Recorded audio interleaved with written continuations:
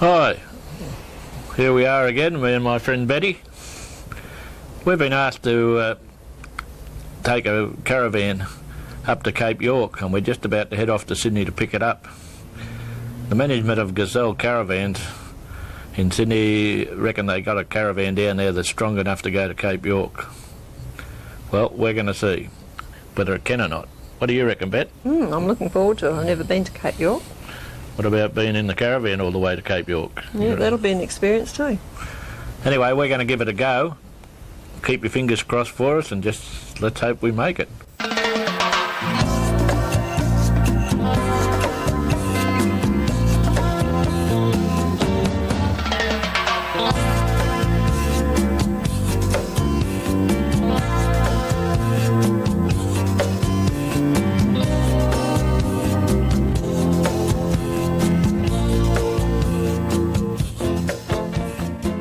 Frank and Betty travel to Sydney to pick up the Gazelle Caravan straight off the production line.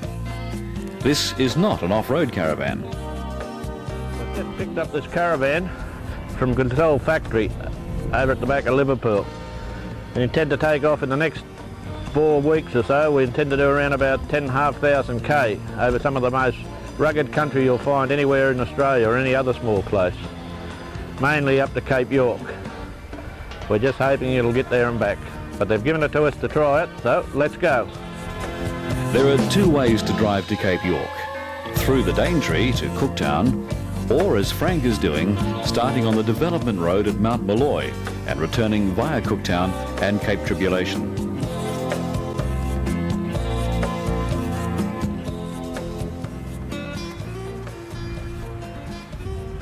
Hi, how you going? I've just stopped at Mount Molloy to pick up some of the bread there on our trip up to Cape York. This bread will last at least 5 days, 6 days sometimes.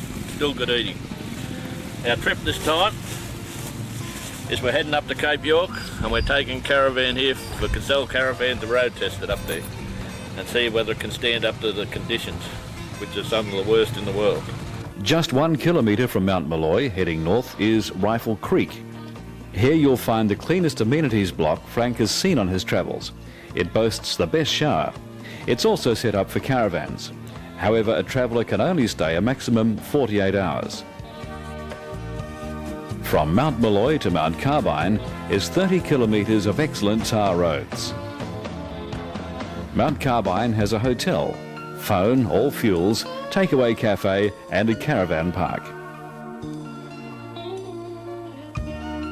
The road north from Mount Carbine to Mount Elephant is 30 kilometres long. It's tar and is in good condition. Watch out for grazing cattle though as they roam free.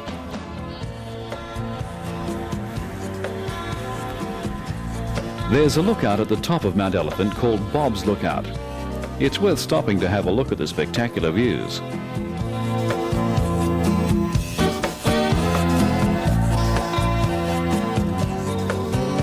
It's a further 51 kilometres from Bob's Lookout to the Palmer River Roadhouse. This road has been sealed and upgraded in the last few years.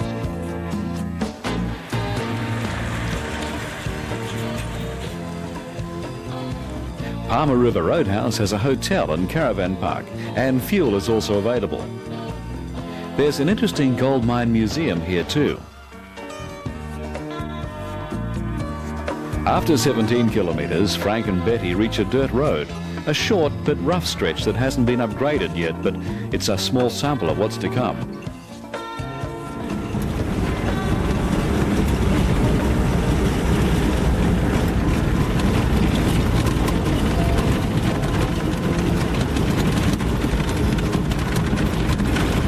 From the Palmer River Roadhouse to Lakelands is 33 kilometres. As you approach, you'll be back on tar. However, it's short-lived as the tar is only through the town of Lakelands. On your right, there's a new mobile service station and cafe. Lakelands offers accommodation in the form of a hotel-motel. If you were to continue on this road, it would take you to Cooktown. Frank turns left. Betty and Frank notice road trains are using this road to supply Weipa. Make sure you give these large trucks a wide berth. From here on in, it's all corrugation and dirt road. Up until now, the caravan has travelled over 3,000 kilometres on sealed roads, naturally without any mishaps. Now begins the torture test of the Gazelle caravan.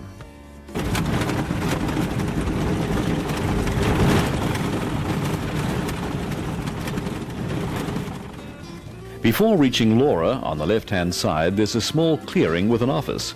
This is Split Rock Gallery, with Aboriginal cave paintings. Unfortunately, commercial filming isn't permitted here. You'll also find several bushwalking tracks. Laura is 62 kilometres from Lakelands. It has a cafe, fuel, hotel and caravan park. The main road of Laura is tarred. Just north of Laura, Frank and Betty were surprised to see the road was blocked by the Department of Primary Industries. Be warned, here you must surrender all seeded fruits and vegetables. As you can actually slide some thickness of a sandwich. That way you'll be able to take them with you. Otherwise, you can donate them to the hospital, or we can throw them in the bin. Take them to the hospital. You want them donated to the hospital? Take them to the hospital. I don't want to do the wrong thing. All right, yeah, because anything that comes up through here is not allowed, unless you've got a movement order, it's not allowed past here. But you can, as I said, if you want to slice them and take them with you, you can do that. Oh, we'll have to take them to the hospital as a kid, mate. Oh, donate to the hospital? Well, what about the chili? Chili's is the same thing. Frank takes the opportunity to invite the guys from the DPI to sign the van, which proves it's made it as far as Laura.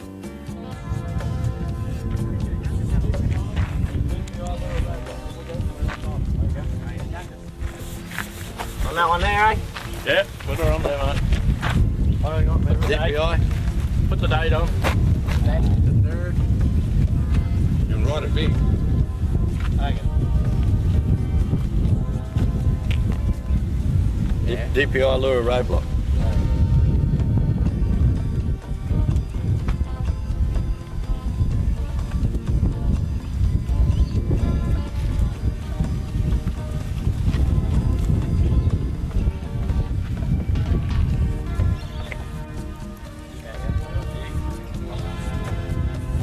Leaving Laura, they encounter their first road train. The danger when you meet a road train is not seeing if there's a vehicle behind in the dust. 76 kilometres heading north on your right-hand side is the Han River Roadhouse. Camping is available near the river, and fuels, telephone and takeaway food is sold at the roadhouse.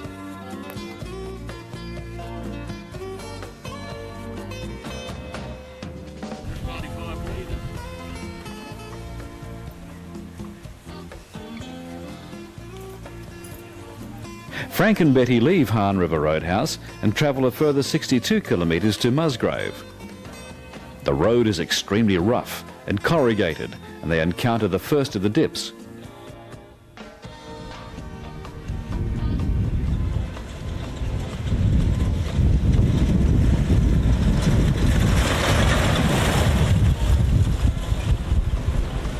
When they finally arrive at Musgrave, Betty had to clean out the cupboards in the caravan fridge, as 50% of their food supplies were destroyed on the corrugations, even though they had thought they'd packed them securely.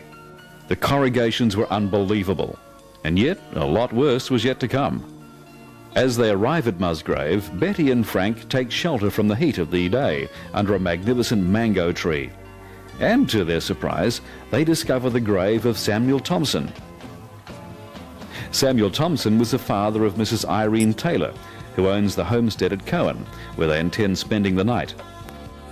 Musgrave has an airfield, accommodation, and a lovely cafe. There's also fuel available too. Frank makes a minor repair to the caravan door from the damage caused from the corrugations. The car and caravan have taken the corrugations and rough road conditions remarkably well. Not so this car, which hit a dip and bent a front axle housing.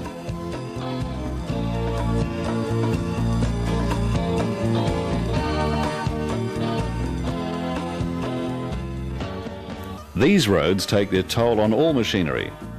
This road train is another victim. Even though the driver is experienced and the truck is new and very well serviced, the roads are a test for any vehicle or person. Musgrave to Cowan is 109 kilometres with numerous dips. Notice that Frank approaches the dips on an angle to minimise the whipping action of the caravan.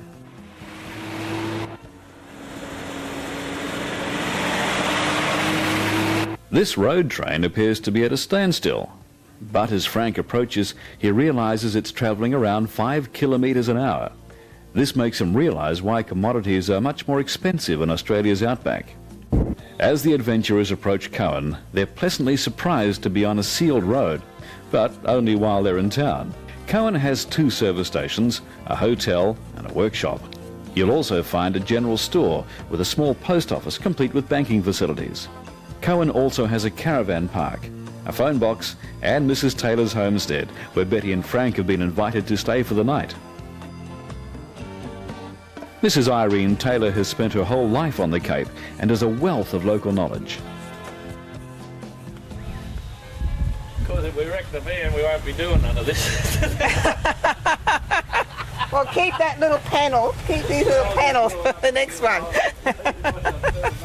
At her suggestion, Frank and Betty decide to go to the abandoned ruins of the Wenlock mines. Before they go to the mines, Frank wants to stop at Archer River Roadhouse. They encounter roadworks which slowed them down considerably. The development road is continually upgraded.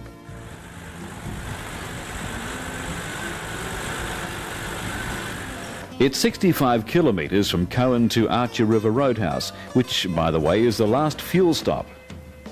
It's advisable to fill up jerry cans if you intend heading off the beaten track. The Archer also has a camping area and a fast food outlet.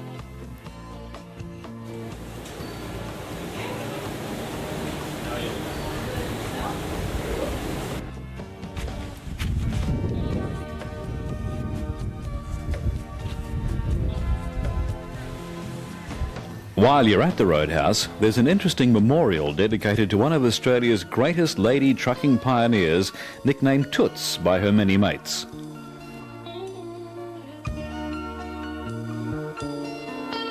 The Archer River looks dry now, but 6 days later it was to be covered with 9 metres of water. But fortunately, this river goes down just as fast as it comes up.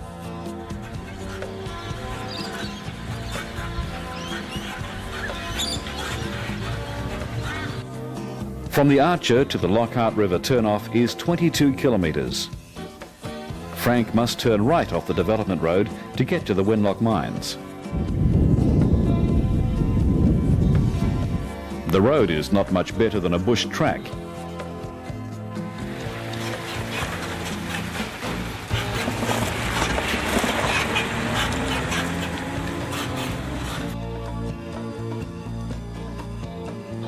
"26 kilometres heading towards Lockhart, you'll cross the Wenlock River.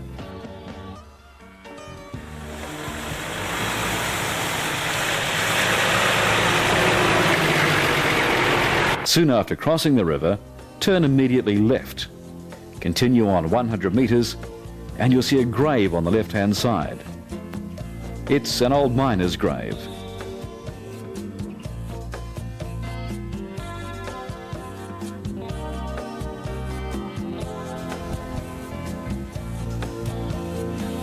Some people Frank and Betty met commented that they thought Frank was mad taking the caravan to the ruins, but he said it was well worth it. Leaving the grave, veer right and go another 2 kilometres to the mine ruins.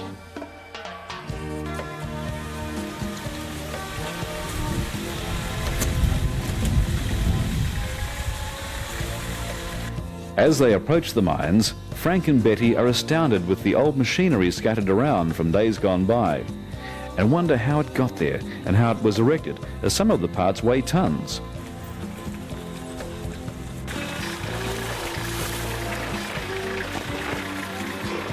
This old crusher was worked by Mrs. Taylor in her youth.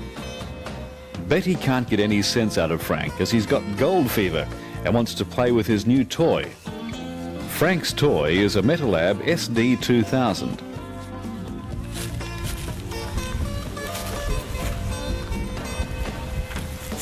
As soon as Frank starts to dig a hole to search for gold, Betty snatches up the detector and takes off. And that's how it was for the rest of the day. Poor Frank, he was forced to do all the digging himself.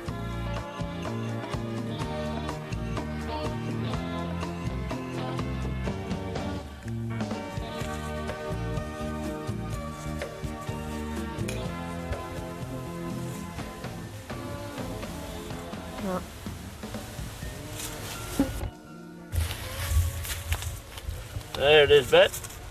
At least you can see the gold detector's working anyway. It's an old bit of steel. Yeah, it must have been washed down from the river. What we do, we've got to collar these holes back in again. You don't do that, people won't let you onto their property. Just cover the holes in again, they're easy enough to do.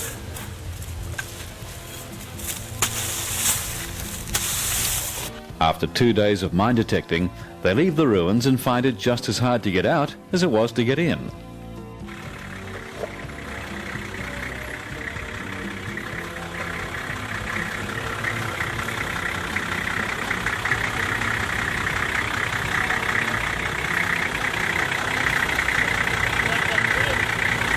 Yeah, you missed it.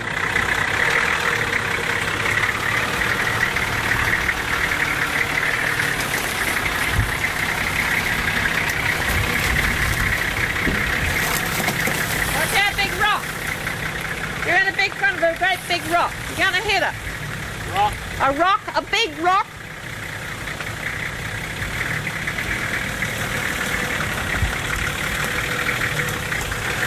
Right.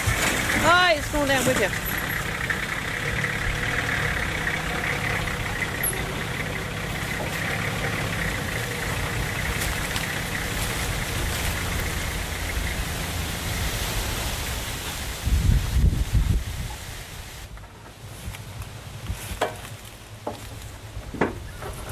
When you're towing a caravan, you just got to watch you don't get hung up in the trees, and just be careful where you're going to put the wheels of it.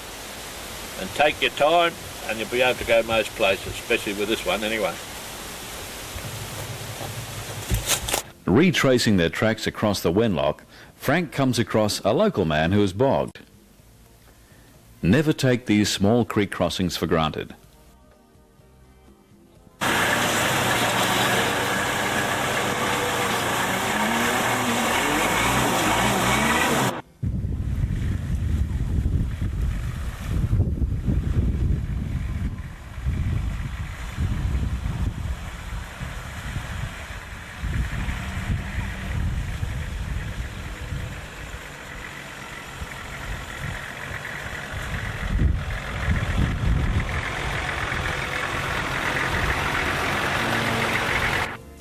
After leaving the Wenlock River, there's no need to travel the 26 kilometres back to the development road, as there's a shortcut where Frank and Betty turn right.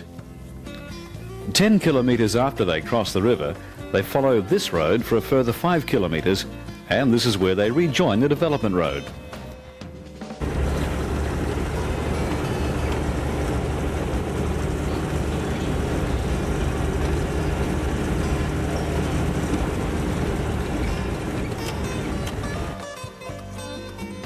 It's a dirt track, but no worse than the road they've travelled along so far. And it saves a considerable amount of time, so Frank said it's worth it.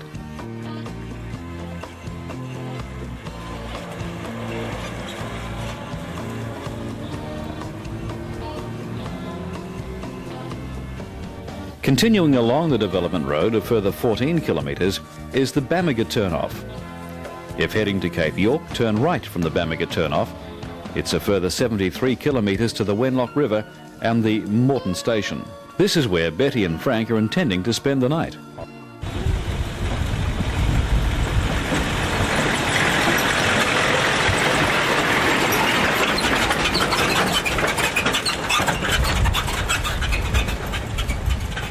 As they approach the Wenlock River, Frank notices a few people watching to see if he can cross with his caravan. He does with ease, as the river was the lowest it's been for many years.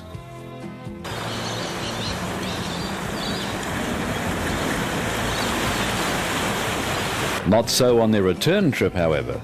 Frank can't emphasise enough how the conditions can change on the Cape.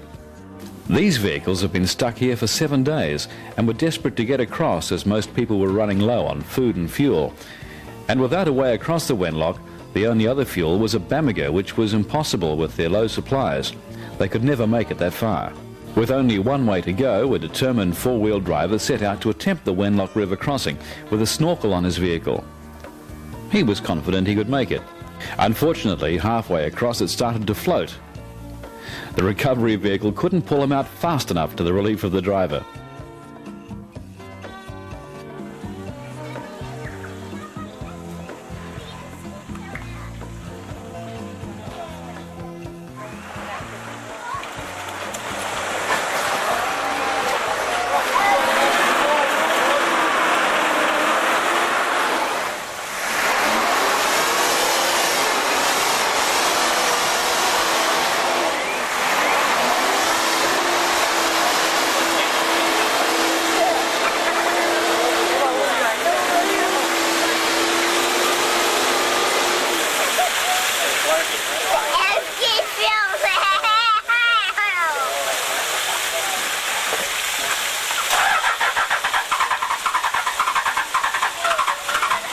The hero of the day was John Hardacre, manager of Moreton Station. Even though a few fellows offered to wade in the water to take the cable back to connect the next car, John insisted on doing it himself, as he wanted to personally make sure that the cable was in place and the situation was kept as safe as possible.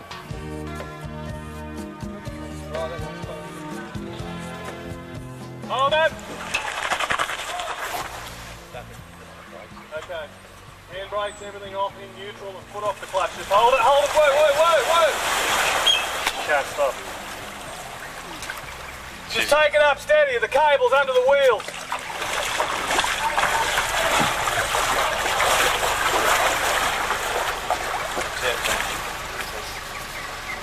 Hold it!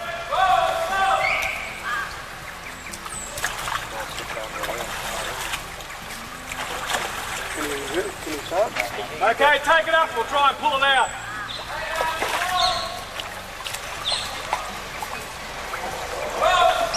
That's got it. Okay, now you've got the weight, just take the weight up. Okay, just hold your full brake. Okay! John, watch out now, eh? Push the cable behind you, John. Out of the way, Alexander, get up there out of the way. He goes to the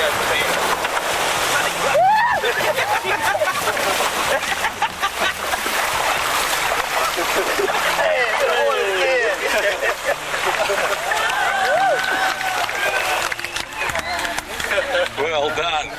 Didn't have much of a say. In total, 36 four-wheel drives were marooned at Moreton Station. It's ironic that 10 days before, Frank and Betty were sitting in Cowan Homestead reading an article on how easy and how effortless two-wheel drive cars had driven to Cape York. They implied that Cape York was a Sunday drive. How fortunate for them they're not here now.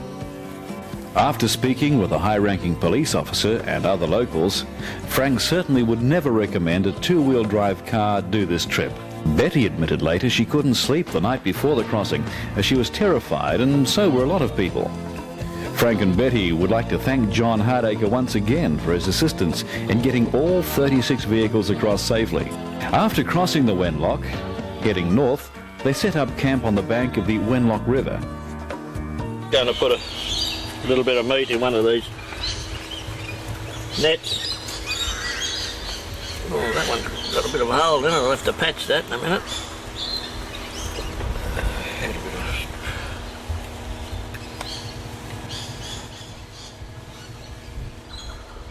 Do it like that. That'll be patched. Lay a bit of meat in there. Just tie it around. They can't take it out. And we take it down and throw it in the river.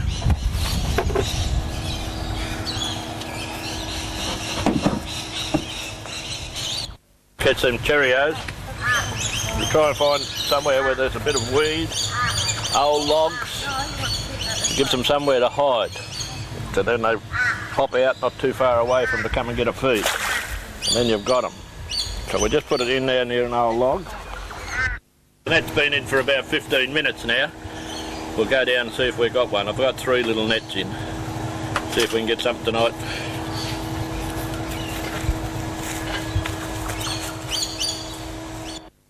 Been a couple of Cheerios. There's another one there, look. Yeah, that's what we're looking for. They're lovely. Look at the size of them. I've got a fair size hand. Only one half a dozen, haven't we? Got a feed for everybody. We've had a couple of nets in this afternoon. We've got a couple of Cheerios. We're going to have them for entree tonight. So that's them.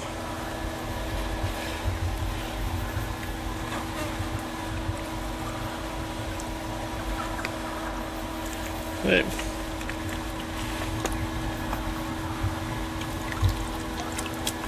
Oop. Still alive. He's off, that fella. He doesn't want to be with us. Cook our catch for we caught today. This is the best part about being in the bush. You catch it, you bring it home and you cook it. And you cook it the way you like it. And that's one of the best things about being in the bush and anywhere in Australia.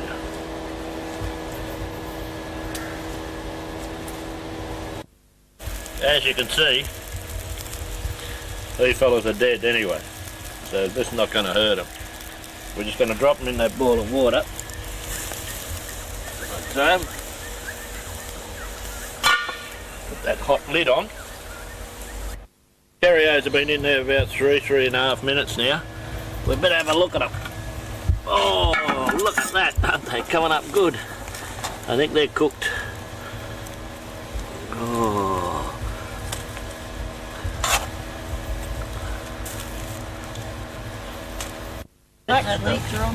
Wenlock River, looking out over the river there, drinking champagne, and I might just have one of these big Cheerios. Now look at that. It might be a bit hot. It is hot, Bet, don't worry, it is hot.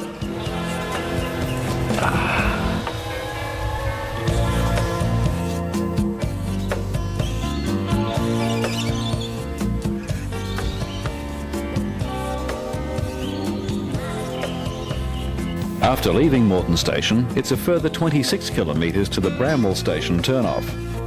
Cabins, camping and toilets, plus shower facilities and refreshments are available. After you leave Bramwell turnoff, there's a large termite mound which has become a tourist attraction. You may like to stop and take a photo. The turnoff that veers to the left is the old telegraph track. From Bramwell turnoff to the old telegraph turnoff track, it's 15 kilometres. Frank continues on, heading towards Nixon Station along the development road.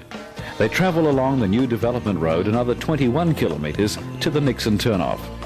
This section of road has turned into large dust holes. Even though he's taken by surprise, Frank manages to manoeuvre his vehicle in two-wheel drive through the soft section of road.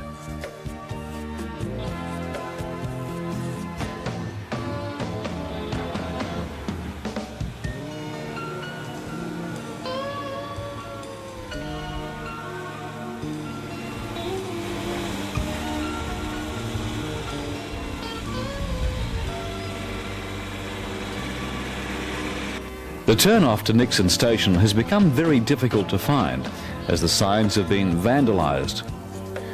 All that remains to identify the turn-off is an old tyre and a piece of wreckage. This is why it's most important to remember your mileage. From the turn-off to Nixon Station is 14 kilometres on this section of road. They encounter quite a bit of wildlife, first being a pair of goannas.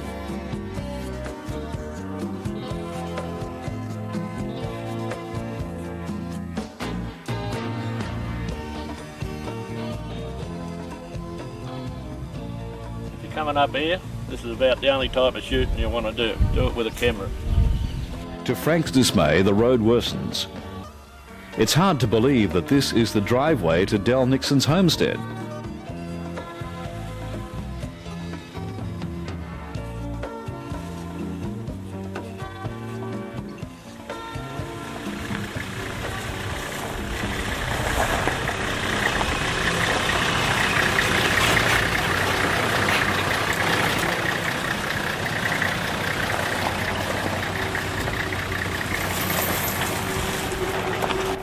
If you want to go to Shelbourne Bay, you must call into Nixon's homestead.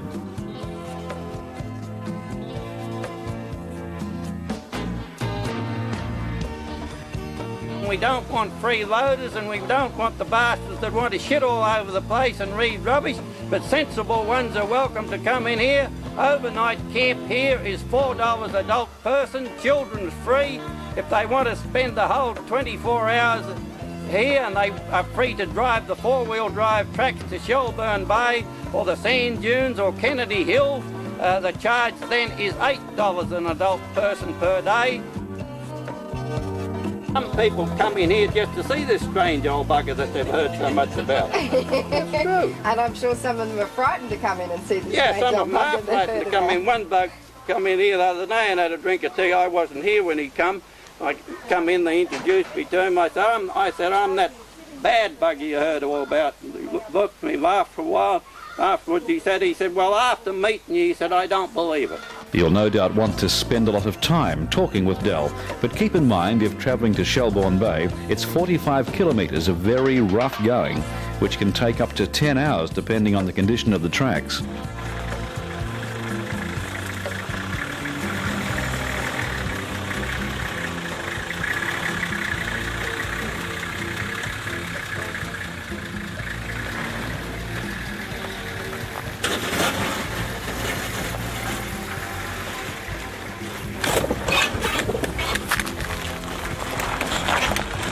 When doing this section of road, it's most important to keep an eye on the weather.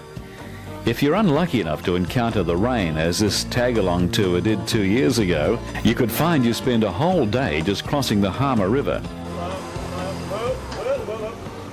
Okay, feet on the front for us, please. Bit of ballast. Front. Out.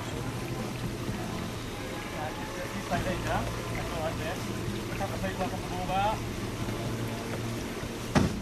Bit of weight on it.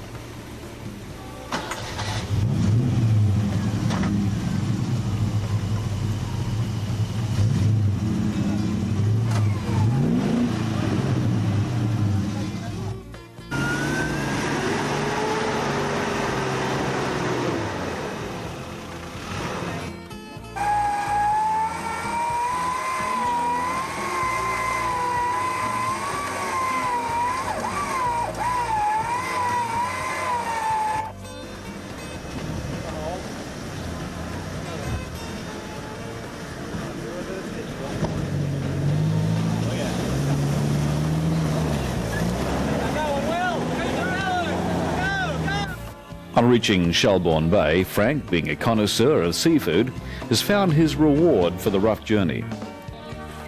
We're up at Shelbourne Bay. We're just getting a few oysters. Now you've got to be careful getting these. They're a beautiful oyster. Like that. Yeah. If you cut yourself on this, there are little germs or micros in there and they get into the skin and the blood system. I spent a week in hospital once like this, but if you just put a bit of Benadine or something like that on it, it'll save you going to hospital. And they're worthwhile. Another thing is, you can only eat while you're on the rocks. You can't take them away. That is the law in Queensland. In New South Wales, I don't know about the other states, but in New South Wales and Queensland, you can only eat them while they're on the rocks. And you can't take them home in a bottle, but they're worthwhile getting them here like this. And they're beautiful oysters. Like that.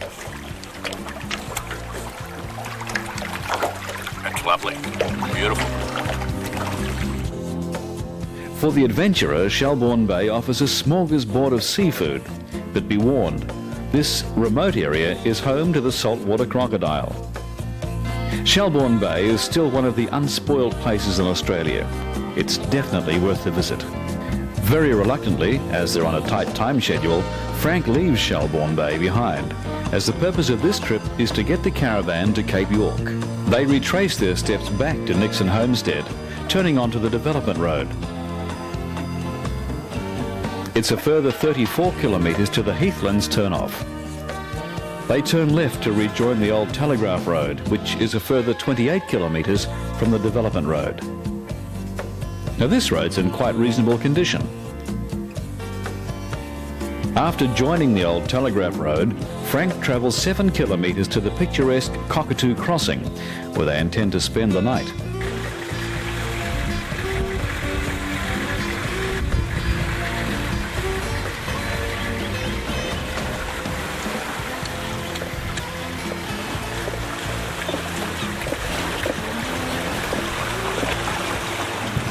Immediately after the crossing, turn left to find excellent camping. Well, today we've covered a fair bit of area, some very rough roads. Even the sand's got corrugation in it up here, and I just don't know how this caravan's standing up to it. I knew it was a pretty good product before I took it. We're 100 k's now from the top, Cape York, the tip of Cape York, and any luck we should make it tomorrow. We don't pull up and do a bit of fishing, but we're overlooking Cockatoo Creek here. It's going to be pretty hard to drag ourselves away from here. The water down there is so beautiful, and after you've been up here in the heat and you're laying in that water, you feel like you don't want to leave it. But we've got to keep going. We're going to have a bit of lunch anyway and stop here tonight. See you in the morning.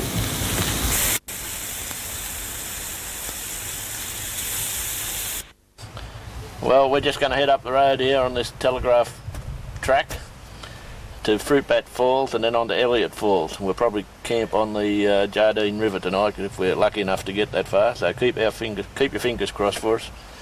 And away we go again.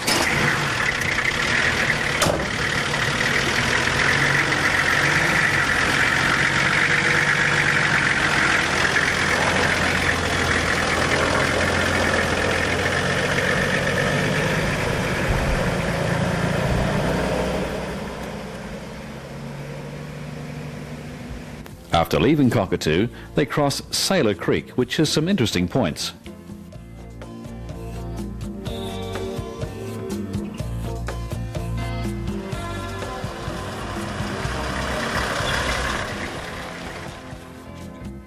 Oh, look what we found here. A little pitcher plant. A little Pitcher. picture, like a, oh, it is just like a picture. Yeah. And ants crawl in the top, and there's a juice down in, liquid down in there. Yeah. Anyway, the liquid comes to about there. Right. The ants fall into it and they digest it. We won't touch it, we'll put it back there so it's Oh, isn't that clever? beautiful thing of nature, isn't it? Mm. Yeah, Betty, they've used this hollow log. Two of them put together to carry the water from the little billabong there over this side of the road. Not being able to buy steel or fibro ones, or plastic. They found two hollow logs, laid them under the road, and the water flows through there. What an ingenious idea. Yeah, it works really well, doesn't it? Yeah, really ingenious.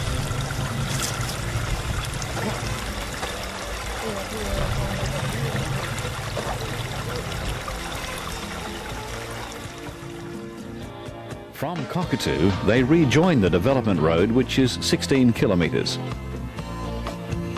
Frank continues along this road for a further 8 kilometres. The development road continues on to the left.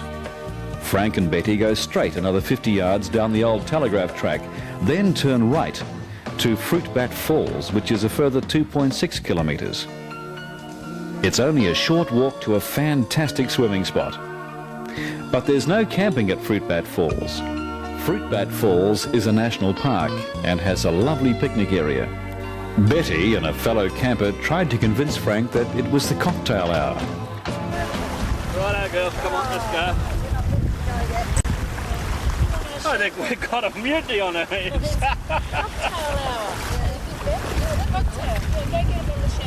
Oh, not now. Too early. Mutiny on me hands. They won't get out of the water till I give them a champagne. So, unless I want to stay here forever, I've got to give them a champagne. Well, I've got to join them anyway. We want our cocktail hour now. Come on. You're getting that, hang on, hang on. We're not going anywhere without Oh, there's a big march fly biting me. Oh, get off. It's the only way I'm going to get the girls out the water. Come on, come and get it. Come in and give it to us. We've got to go into the pool and give it to them. Oh. We've got to make the best of it. Might fall down. Wow. Here, Betty. Cheers. Best place in the world. Oh. If you're coming up to Queensland, North Queensland, or anywhere in Australia really, make sure you got one of these hats. Or any hat really, but one of these is so light and you can do anything with them. They're called Aussies All-Rounder. We'll see that one fell in the water. Well, these are washable. You can give them a bit of a wash when they're a bit dirty, if the kids are wearing them. You just wash them up like that, put them in the school bag, to put them in your work bag. When you get out to where you want to go, you straighten them out. And away you go. Best looking thing I've ever invested in. It's only 7 kilometres to Elliot Falls. Elliot Falls is 1.5 kilometres to the right off the old Telegraph Road. There are toilets and camping bays, also a picnic area at Elliot Falls. When Frank and Betty leave Elliot Falls, they notice an old telegraph shed which can also be used for camping. 100 metres below the shed, there are some crystal clear champagne pools.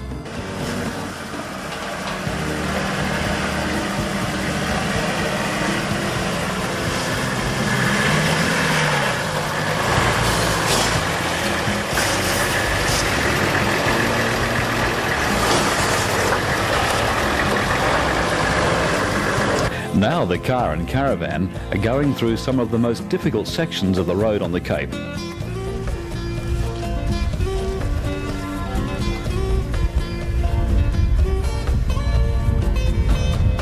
After the champagne pools, they encounter another creek not far up the track.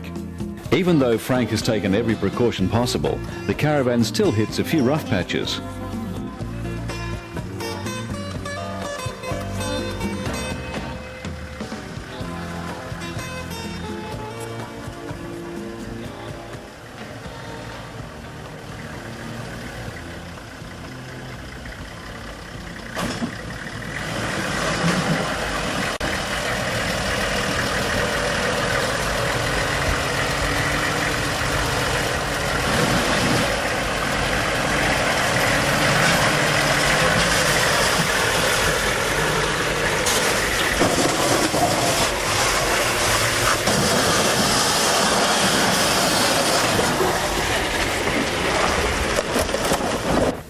It's only 6 kilometres from Elliot Falls, where they leave the old telegraph track to join the connection road to the development road.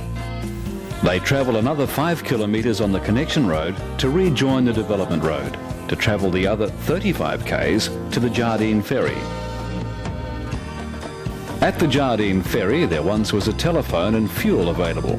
Not so this year. Tickets can be purchased in the old service station. They're $80 return, which entitles you to camp in the Ingenue community. Even though it's a short distance across the river in the ferry, be warned, a crocodile took a man here not long ago.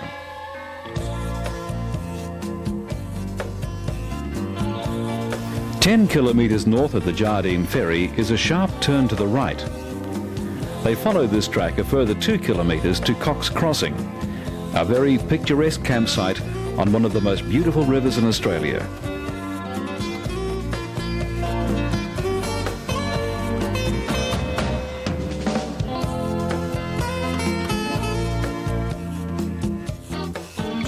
The next morning they leave Cox Crossing, making their way to the DC-3 plane wreck just south of Bamaga. By the condition of the road this morning, it has rained overnight, which has greatly reduced the dust and the temperature. The DC-3 World War II plane wreckage is on the right-hand side of the road, approximately 5 kilometres south of Bamaga. You are now able to drive your vehicle right to the plane, passing scattered wreckage on the way.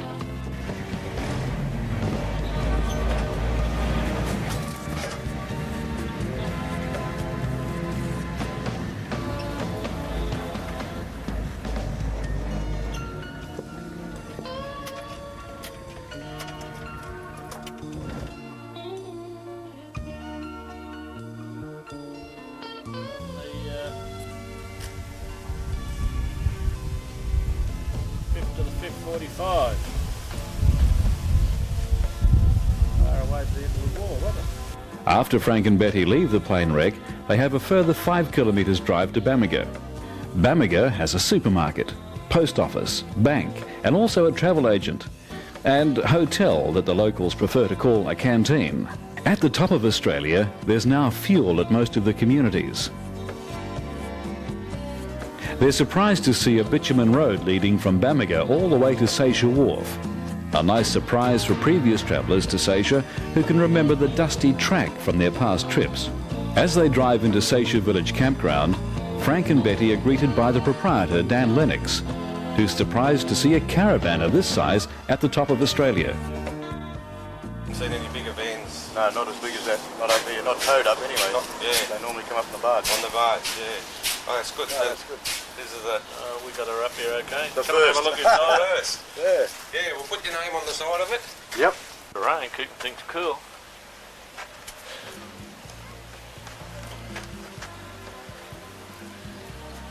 This is Cape York, I suppose, eh? Yep. Seisha Campground, Cape York.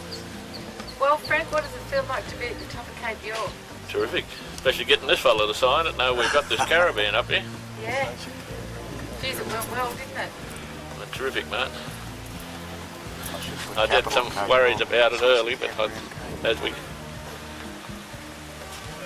Now just sign your name there and the date. Good vans. Well, as it went along, it proved itself, didn't it? Yep, she's proved herself all the way through. That's good.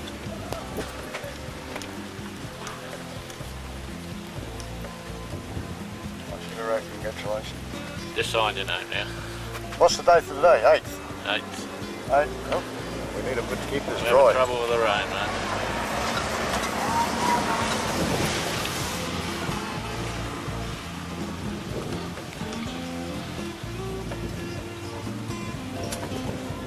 Well, we eventually got this caravan up to Seisha. And now we're just going to have this one little glass of champagne to celebrate. It's really been a hard job getting it here. And thanks for the girls and all of our film crew and our sponsors. We couldn't have done it. Indeed. Yeah. Cheers. Oh, fantastic. Hey, old champers. Great. Cheers. Gazelle. Cheers. To Gazelle. To Gazelle. Now they're here, Frank and Betty settle in to enjoy what the top of Australia has to offer. Hi, welcome to Island Breeze Bistro. Thank you, mate. And what have we got here tonight? Oh, God, this looks a lot better than old Tommo cooking. Eh? Yeah, to come all this way for this, huh? Eh? And find it up here. Can you pass your plate over? I've got some pasta for you. We've got 2 different kinds of things. So what if I put the pasta in the middle, and on either side I'll put a different kind of pasta sauce. How's that sound? That sounds good to me. Okay, this is a veal and a cream tomato sauce. I've heard about this one. Yeah.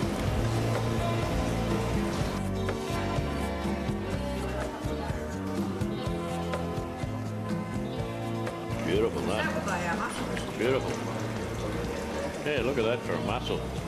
Seisha also has a takeaway food outlet. It's only a short walk to the wharf where the ferry leaves for day trips to Thursday Island. Seisha Wharf is renowned for its fantastic fishing.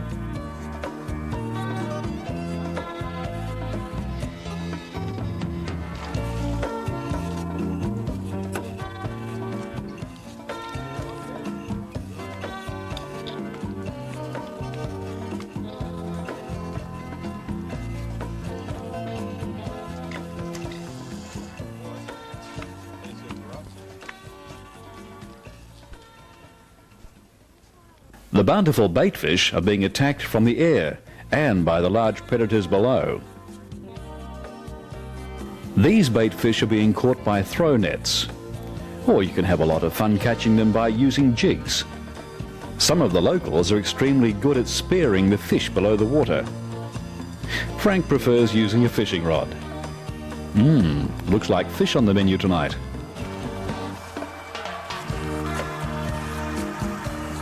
If you'd prefer to fish by boat, there are fishing boat charters available from the Seisha Village Campground office.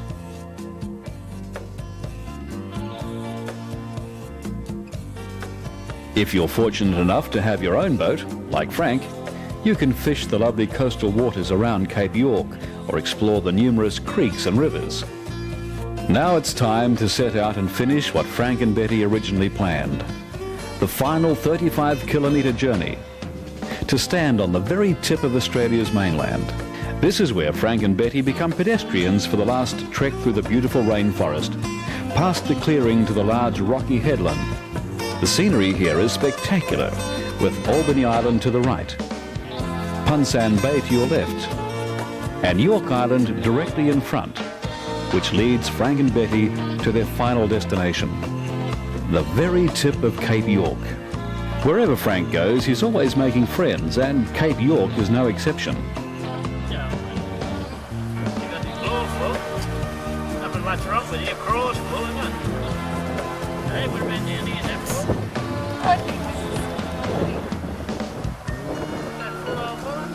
Fish are